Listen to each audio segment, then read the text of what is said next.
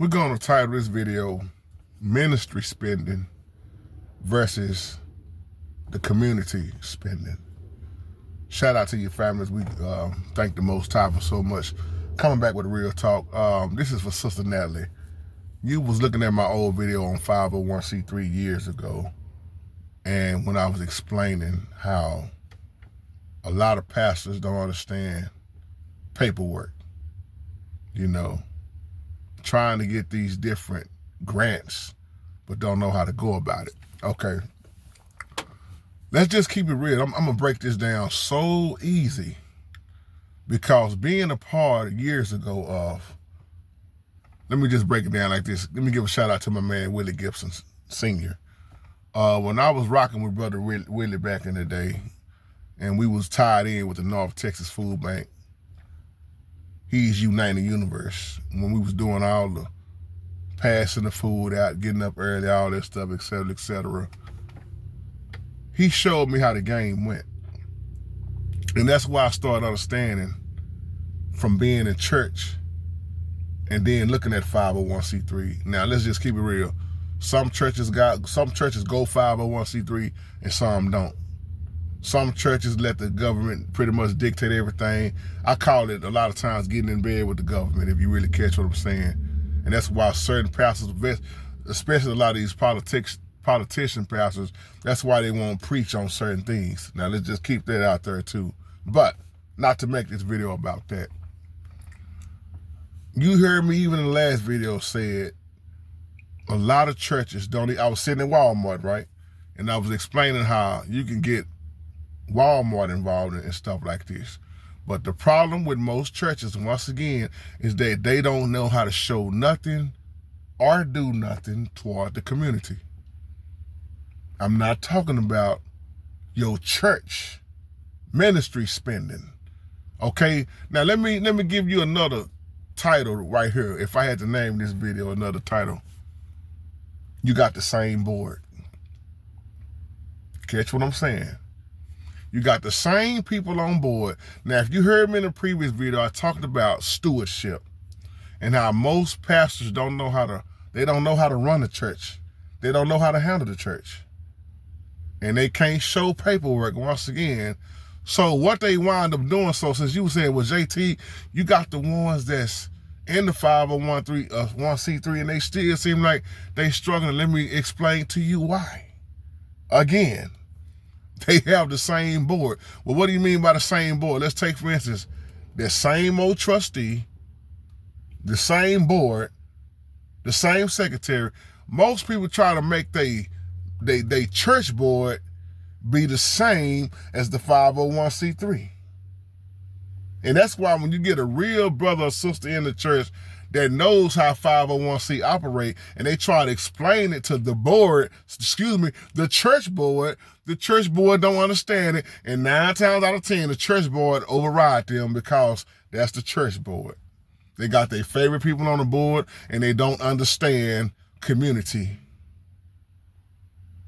Catch what I'm saying? They don't separate it from the church side versus the non-profit organization side. See, let me let you in on something that they don't teach you. 501c3 is all about the community. Come on, y'all. Let me help somebody that don't know this. If you don't understand it, I'm gonna help you right now. Not saying I know it all, but I know how this works from experience. When you talk about 501c3, that's involved in the community. Here go the problem when you start talking about 501c3 with these church boards. They don't know how to separate it. So they get confused, and they trying to show what the church expenses, and they want to get a grant off of what they showing. Well, we get a pastor this and this and that, and we done bought this for the musicians. That don't have nothing to do with the community. Nothing to do with the community. Them grants, them people want to see what have you been doing for the community once again. And that's the biggest problem. And you start talking about getting these grants, and here it is again. It's just confusing because you got the same deacon, The same pastor, the same secretary, whoever's involved on the board, they're the same ones trying to run the 501c3 board. Conflict. You have already dropped the ball. There has to be a separation. This is why so many churches are being audited. This is why you see the IRS jumping involved anyway. Because of all this. Man, when you start talking about expenses on top of expenses, and then you want a grant, or you want to go to the bank and get this, and all you can show is church expenses. This is why I be talking about the community so much. I know this. Look at how many churches on one street, and they don't do nothing for the community. I'm not talking about passing out turkeys in November. They want to see a paper trail. They want to see how involved is the church in the community. And the 9 times out of 10 in a lot of black neighborhoods, the churches are not involved in real community work. No paperwork. They don't have a paper trail to show nothing. Well, we passed out turkeys and Thanksgiving. Christmas came, we gave out a few bicycles. It ain't what they talking about.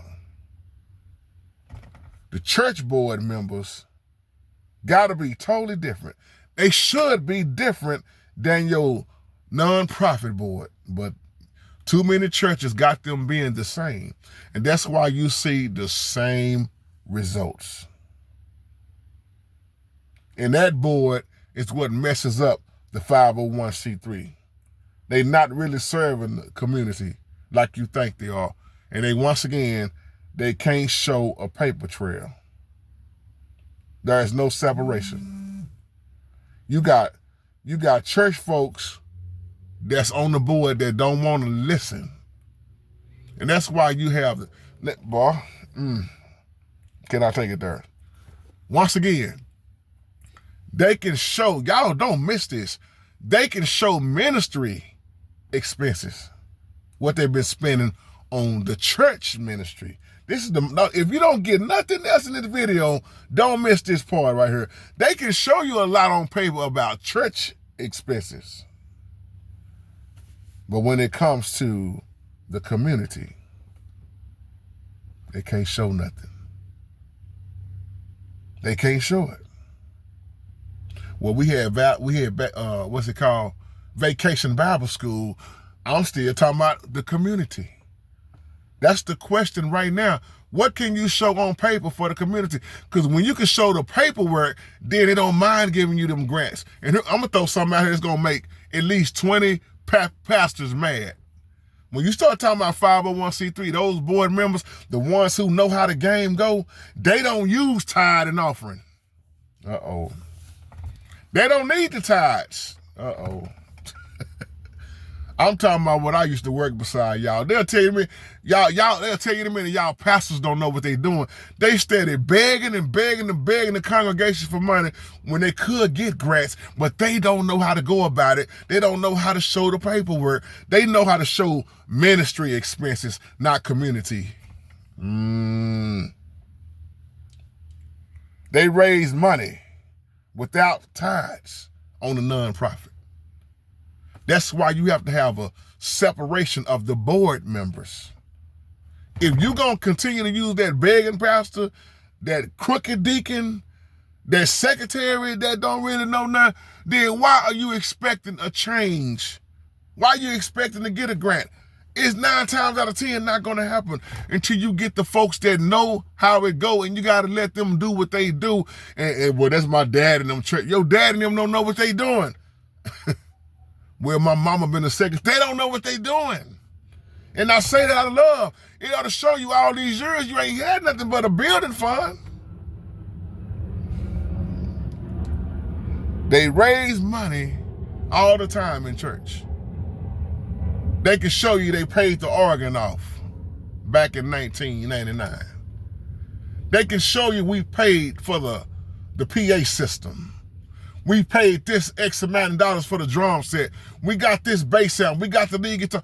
That's all church expenses. We bought the pastor. The pastor's salary is this. That's all church expenses. Where is the community things that you do on paper? That's why I keep saying this so much in this video. I'm going to say this again. If you want it to grow, you got to stop using the same board members. It's sad, y'all. It's sad. You see the building. You see a community. But in most black neighborhoods, you see a rundown community. And every church I know in the black neighborhood has a mission statement. What is your church mission statement? You ain't got to give me a answer, but I'm asking you a question. What is your church mission statement? And here go the question. Do you stick to it? Are you missionary or are you stationary? And here go, I gotta say this before I close. They always want to talk about church bylaws. And you talk about 501c3 with church bylaw. Once again, you gotta stop using the same board members with the church members, the church board, and the 501c3 board members. You will never, ever get it done the right way. It's gonna go right back to knowing what to do, how to do it, and when to do it. Many churches have 501c3, and they still haven't figured it out yet. And they have 501c3, and still messing up because it's already messed up from the beginning. Some of them still get the 501c3. We got 501c3, JT, but we still ain't figured out how, because you got the same board making the same decisions. See, this not going to make sense to some people, but then some of y'all know exactly what I'm talking about, and you know that's exactly why the church is staying the same. Once again, this is why you got these prosperity preachers. They know how to get the money and rob the church. Rob the church and get the money. But if you look around, look at how many of them done got hit by the IRS. If you ever looked at the series on Greenleaf, there's an episode on Greenleaf when the IRS, they audited the church. Pastor Greenleaf, all of them, boy, they was trying to figure out the paperwork. If you saw the episode, you know what I'm talking about. That's real. That happens a lot of times. Once that IRS get involved, ooh-wee. If you can't show this on paper, show that on paper, ooh-wee. Well, we've been paying. This is the number one problem I see in a lot of churches. Let's just say the minister of music been making $700-800 a Sunday for 10 years. Now you do the math on that. What my man D-Way? Do the math on that, D-Way. 10 years. Let's just say $800 a Sunday for 10 years. Do the math on that. Now you ask yourself, how that minister of music been making $800 a week for 10 years? The pastor making $1,200 a week for 10 years. You think about it, that's a nice piece of change, ain't it? But then you look on paper, you look at what's coming in the church, and then you look at what's going out. You see what I'm saying? You do the math. Or just add in the whole band. $800 just for the minister of music. Just say the bass player making $250. Say the drummer making $200. Say the lead guitar player making $150. Say there's a lady up under the organist, she's making $200 a Sunday. Add up all your expenses. Now add up cleaning the church, add up your choir robes, add up all your expenses, and see how much is coming in and see how much is going out. And then ask yourself why over half of these churches that you're talking about, they can't get a grant. They don't qualify for it because they don't even see a vision. Ooh-wee. Woo! See, I'm going to say this. 501c3 is all about the community. So they want to know, what is the pastor's vision for you? See, the pastors 9 times out of, and I'm not talking about all pastors, y'all just brought with me, but 9 times out of 10, most pastors don't have a vision for the community. They got a vision for the church building. Ooh, I know I'm stepping on toes now. Man, we got to get the church. It's always about the church. Man, if we could do this at the church, get the building, but it forgets about the community. That's why I'm going to say this again. You even have some good-looking church buildings in rundown communities. Some churches look better than the whole neighborhood. But then, like I said in the last video, some churches look worse than a trap house or crack house. So it's right here. And right here. Then you wonder why a lot of people don't want to get involved with the churches, because they don't see the churches doing enough for the community. You got churches, they got fellowship halls and they ain't doing nothing with them for the community. I see it all the time and I question that. What do y'all do with this building? None. It just sits.